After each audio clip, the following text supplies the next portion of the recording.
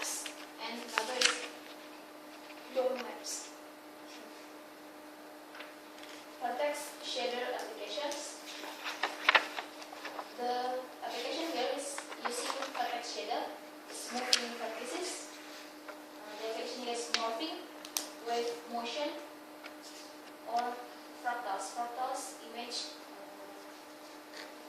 There is some equation about fractal image. It's using vertex shader also, and some lighting, more realistic models, and cartoon shaders.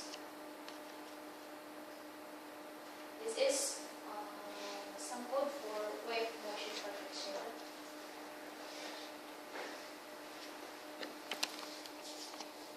Particle system. Actually, I don't understand about coding. You understand if you implement it. Yes.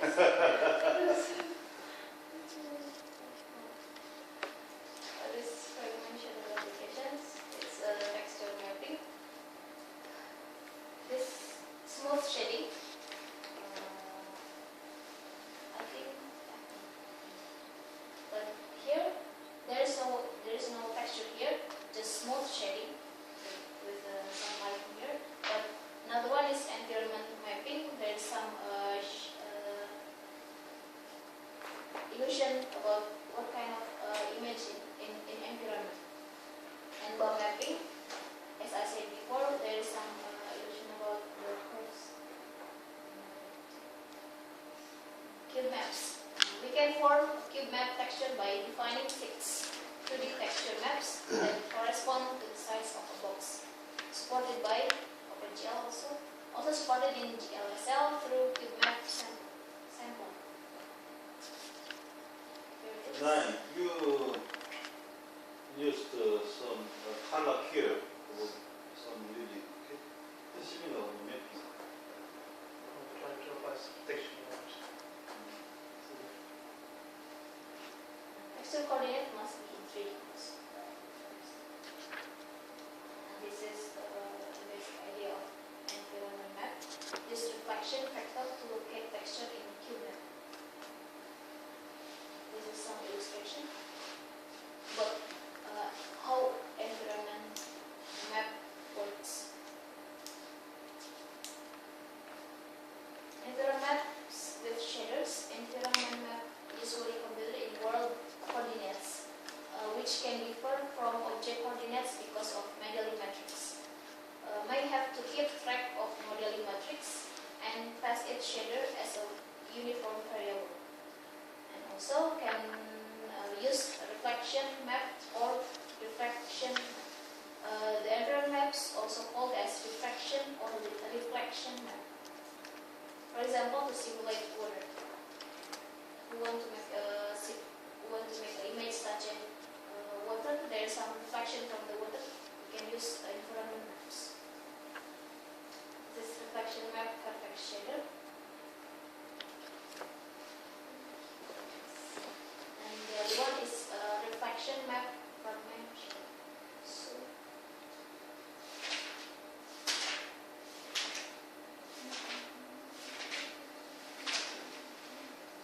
So vertex, the difference between vertex shader and fragment shader here is a fragment shader is the same as pixel shader.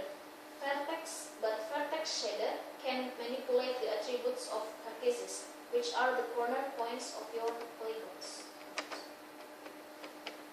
So this is a bound mapping. Perturb normal for each fragment. Store perturbation as textures. Here's the example of the bound mapping. Introduction. Let's consider an example for which a fragment program might make sense. Mapping methods here is there's some texture mapping, environmental reflection mapping. There's some example variant of texture mapping. Bump mapping solves flatness problem of texture mapping, because texture mapping that want to map just some kind of texture, but in bump mapping there is some illusion about solve the minus problem. So there is some kind of cross and so I this. think Yes. the flatness problem, Hmm? because if you play the game which you have the GTA Vice City, so when you see the characters always use the textures and the trees always use the texture. So when you see the trees, it's always like you always put it the tree planes and they are just image of the leaves. So when you just go over the tree, you see it's flat. Mm. That's right. So it goes to orange case again. Axiomat a photo of an orange onto a surface captures dimples. Will not be correct if we move fewer or light. We have shades of dimples rather than their correct orientation. Ideally, we need to perturb normal across surface of object and compute a new color at each interior point. Next here, this is a bulk mapping. Consider a smooth. This how the bulk mapping works. Consider a smooth surface. There is some normal lines here. As in some case it's same, but here in older version, so the normal lines here is kind of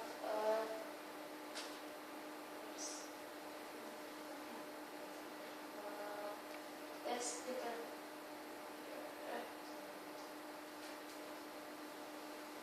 And here's the lower version, the green one. So this is the equation. Is PUV is a parametric surface. So PUV is transpose actually. We can separate the coordinates at PU and the PV. And there's some normal lines here. PU by its cross product. It's divided by normalized PU by using a tangent line. So there is some displacement function. DUV is the bump or displacement function. So DUV displacement function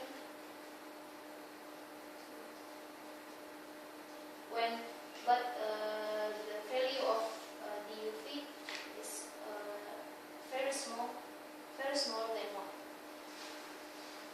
The third normal. Here you can substitute only this.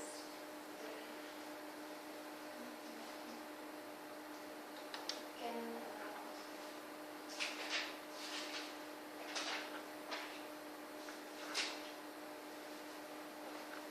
this equation can produced from P accent U from derivative from Pu and U. So this is the results of U. If D is small, we can neglect last term. We can neglect the D1 here. Approximating the normal. The vectors n cross PV and n cross PU lie in tangent plane. Hence, the normal is displaced in tangent plane. Must pre-compute the arrays derivative D divided with derivative U and derivative D divided with derivative P. Finally, we perturb the normal direction. So there is some here because so this is the but how the approximating normal. Suppose that we start with a function dut. We can sample it to form an array G. Then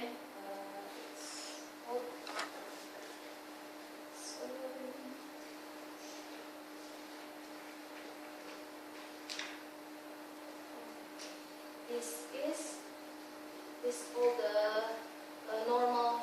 Suppose this normal map is the application about the bound mapping. So the embossing is also the application about bound mapping. We test approach using a floating point model. So this is example of embossing. It's a version about how the image is came up to the surface. Single polygon and rotating on the surface.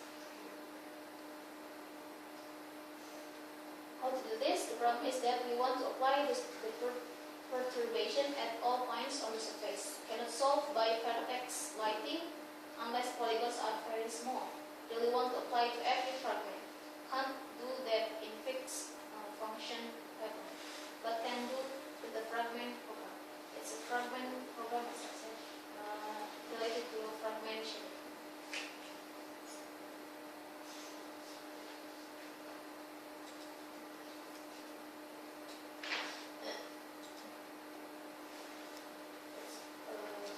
Next is compositing and blending. The objectives here, learn to use the A component, alpha component in RGBA color for blending for translucent surfaces, compositing images, and anti-aliasing. Alpha here is related to transparency, how it's transparent from the surface. Writing model, use A component of RGBA or RGB alpha color to store opacity. During rendering, we can expand our writing model to use RGBA values. Source component here, we use source blending factor and destination blending factor. This similar with another diagram before about source and destination. We have to read the destination first. So there's some destination component here. So because this is using RGB, so we use color buffer. Opacity and transparency. Opaque surfaces permit no light to pass through. Transparent surfaces permit all light to pass. Transparent surface and opaque surface, no light to pass through. Translucent surfaces pass some light. Translucency equal with 1 minus opacity alpha. So when we see this kind of image, so we can find that the middle object is opaque surface because this alpha equal with 1, but the nearest object here, the nearest object from the viewer is the transparent transparent surfaces. Because this is opaque surface, so the another object behind the opaque object, we cannot see the background. So blending equation, we can define source and destination blending factors for each RGBA component. S is source and D is destination. Suppose that the source and destination colors are, this is for source destination colors, and C is destination colors. Source colors and C is destination colors. Blend S, there's the accent. It's the RS. Here from R, G, B, and alpha. Clamping and accuracy.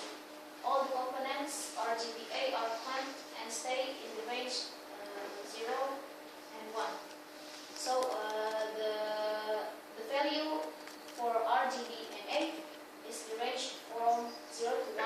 However, in a typical system, RGBA values are only stored to 8 bits. Can easily lose accuracy if we add many components together. Example, this explanation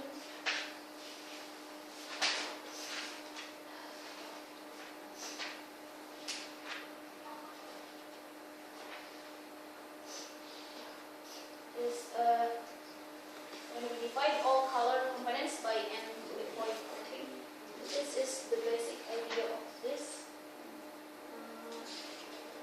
If we want to make image compositing, blend with source factor equal with 1, destination factor equals 1. This source factor and destination factor is defined in a code, but division by n losses bits. This may be when we want to make some object in OpenGL source and in OpenGL environment, that there is some object, and where is the transparent and where is the opaque surface. OpenGL blending and compositing. This is something like that.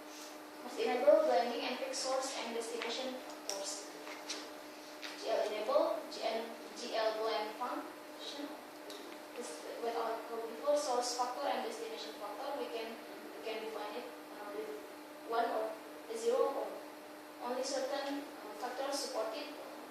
GL0, GL1, GL source alpha, GL1 minus source alpha, GL destination alpha, GL1 minus destination alpha.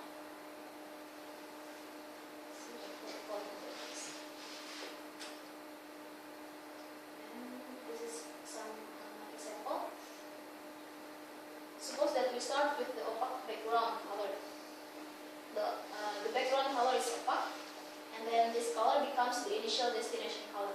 We now want to blend in a translucent polygon with color RGB and alpha 1. This is for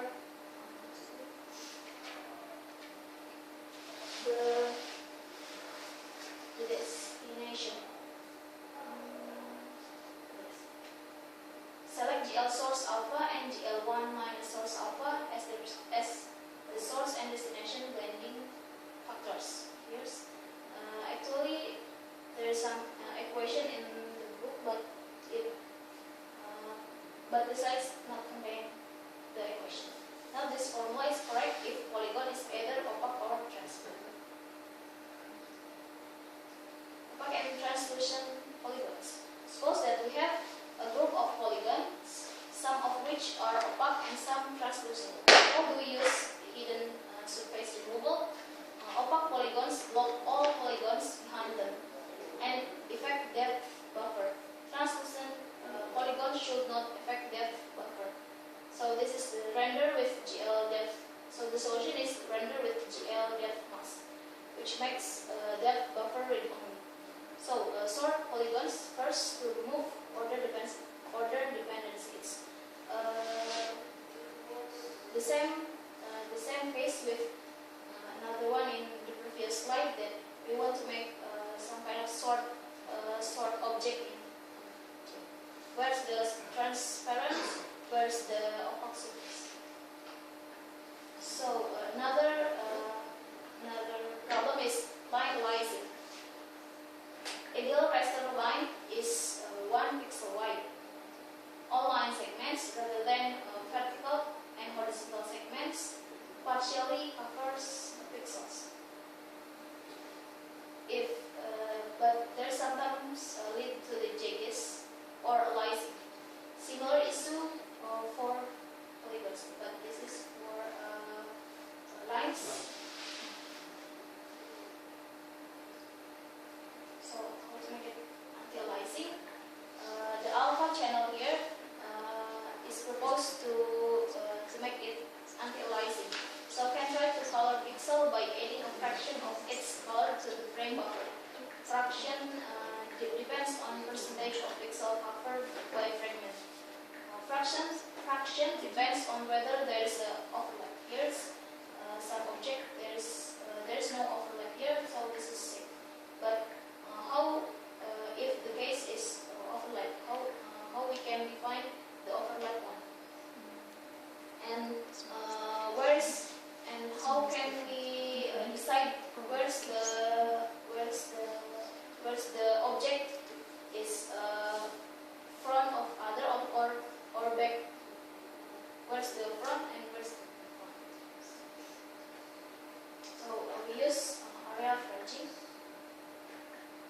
this is for alpha 1.